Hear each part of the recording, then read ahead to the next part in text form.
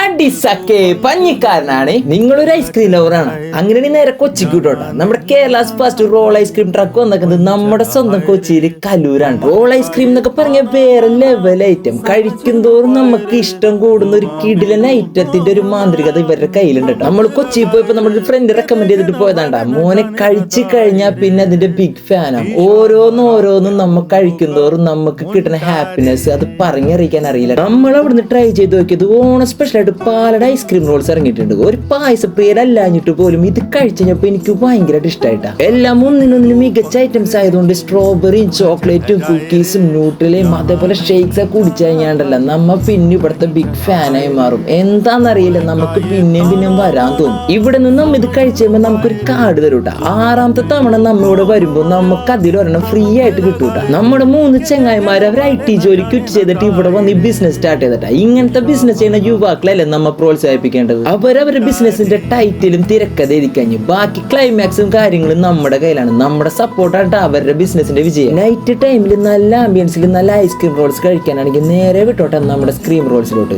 വൈകുന്നേരം ഒരു 6 മണി മുതൽ രാത്രി 12 മണി വരെ ഇവർ ഫുൾ ആക്റ്റീവായിട്ട് അവിടെ ഉണ്ടാവും. അവരുടെ സർവീസ് ഒക്കെ എടുത്തു പറയേണ്ട കാര്യം കേട്ടോ. ഒന്നിനൊന്നിനും മികച്ച 3 പേരാണ് അവിടെ ഉള്ളത്. നമ്മുടെ ലൊക്കേഷന്റെ കറക്റ്റ് സ്പോട്ട് വന്നത് നമ്മുടെ കൊച്ചിയിൽ കല്ലൂർ സ്റ്റേഡിയത്തിന്റെ ബാക്ക് സൈഡിൽ തന്നെ കേട്ടോ. ക്രീം റോൾസ് ഐസ്ക്രീം റോൾസ് ഇറങ്ങി നമ്മുടെ റൈറ്റ് സൈഡിൽ തന്നെ ഇങ്ങനെ ഒരു ബ്യൂട്ടിഫുൾ ട്രക്ക് അവിടെ കിടക്കണ്ടാവും. അപ്പൊ ഞാനും ഹാപ്പി, അവരും ഹാപ്പി. പഞ്ഞിക്കാരൻ പോണേ സുലാൻ.